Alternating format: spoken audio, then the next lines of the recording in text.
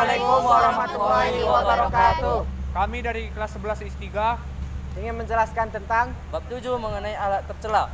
A. Israf. B. Tabdzir. C. Bakhil. Nama saya Putri Ermayunita. Di sini saya akan menjelaskan materi tentang israf.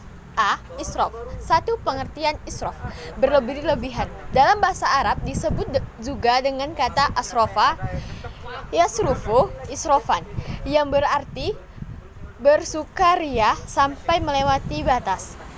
Menurut KBBI, melampaui batas atau berlebihan diartikan melakukan tindakan di luar wewenang yang telah ditentukan berdasarkan aturan atau nilai tertentu yang telah berlaku. Secara istilah dapat diartikan sebagai suatu tindakan yang dilakukan seseorang di luar kewajaran atau kepatutan. Israf juga diartikan sebagai menggunakan harta untuk sesuatu yang benar namun melebihi batas yang dibenarkan. Nama saya Eka Bella Pratiwi. Saya akan menjelaskan dasar larangan israf.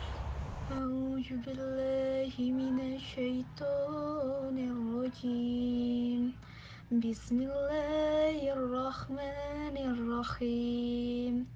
Ya bani Adam khuzu rinatakum inda kulli masjidi wa kulu wasrabu wa la tusrifu innahu la yuhibbul musyrifin.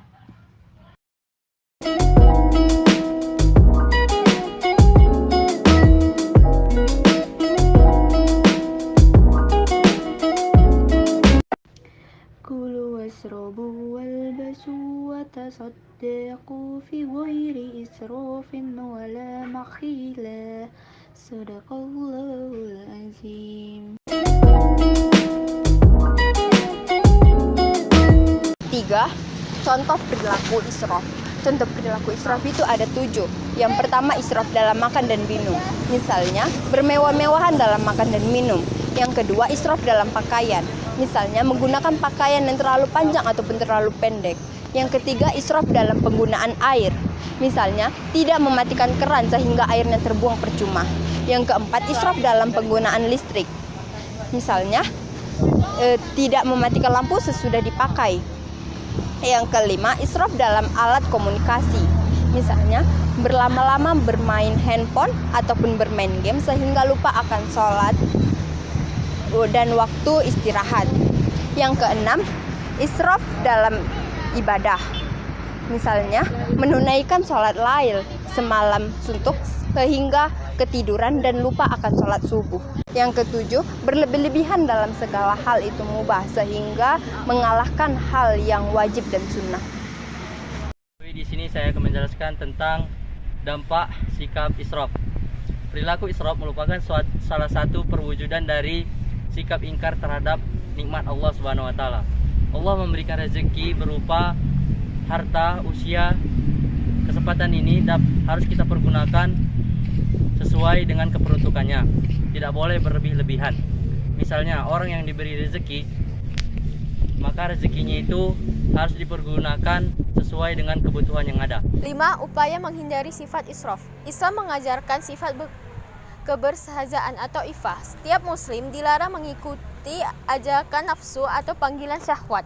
Nafsu harus dikendalikan dan ditundukkan nafsu dengan akal yang sehat. Orang yang memiliki sifat sederhana maka tidak akan melakukan sesuatu yang melebihi kewajaran karena ia akan merendahkan diri sendiri di hadapan Allah dan sesama manusia. Islam juga mengajarkan sifat sepadan atau musawah. Ajaran ini memiliki tujuan untuk menciptakan rasa kesejajaran, persamaan dan kebersamaan serta penghargaan terhadap sesama manusia sebagai makhluk Tuhan. Nama saya Rama Penedikma. Di sini saya akan menjelaskan B. Tabdzir. Satu, pengertian sikap tabdzir. Kata tabdzir berasal dari bahasa Arab, disebutkan dengan kata tabaziro yubaziru basaro.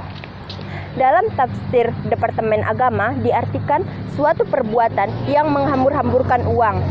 Dalam KBBI, tabdzir diartikan berlebih-lebihan ataupun menghambur-hamburkan uang ataupun barang. Saya Amira Ispandia. Saya ingin menjelaskan dalil dari tabdzir.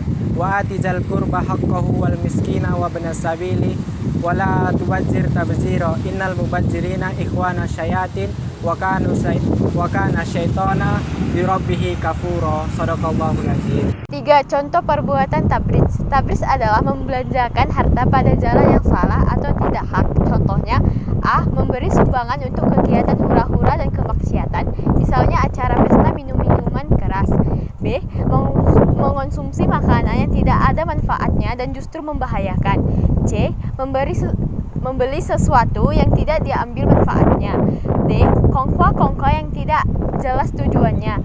Dan E. Segala sesuatu pembelanjaan yang tidak memperhitungkan tujuan dan manfaatnya dan hanya mengikuti kesenangannya. Memiliki perilaku tabzir di mata Allah merupakan saudaranya setan, dan orang yang memiliki perilaku tabzir sulit untuk membedakan yang benar dan yang salah menurut agama. C. Bakhil. 1. Pengertian bakhil. Bakhil atau kikir adalah menahan harta yang harusnya dikeluarkan. Al-Jurni dalam kitab At-Tarifat mendefinisikan bakhil adalah menyimpan hartanya sendiri. Salah satu contoh bakhil adalah Qarun. Qarun adalah raja kebakhilan dalam masa hidupnya, dituliskan dalam Al-Quran dalam surah ayat Al-Qasas. Di sini saya akan menjelaskan tentang dasar larangan bakhil. Dijelaskan dalam firman Allah yang berbunyi Bismillahirrahmanirrahim. Wala yahsabannal ladzina yabkhaluna bima atahumullahu min fadli huwa khairul lahum bal huwa syarrul lahum, yang artinya sekali-sekali jangan orang bakhil dengan hartanya yang Allah berikan kepada mereka dengan karunia-Nya, mengira bahwa kebakhilan itu baik bagi mereka. Sebenarnya kebakhilan itu buruk bagi mereka. Quran surah Al-Imran ayat 180. 3. Bahaya perilaku bakhil, yaitu A. Harta yang ditahan karena kebakhilan akan digantung di lehernya di hari kiamat. B. Menjadi pengikut setan. C. Terhalang masuk surga. D. Rezeki semakin menyempit. D. Menimbulkan malapetaka. 4. Menghindari perilaku bakhil, yaitu A. Menanamkan kepercayaan bahwa segala sesuatu milik Allah. B. Memperkuat keimanan. C.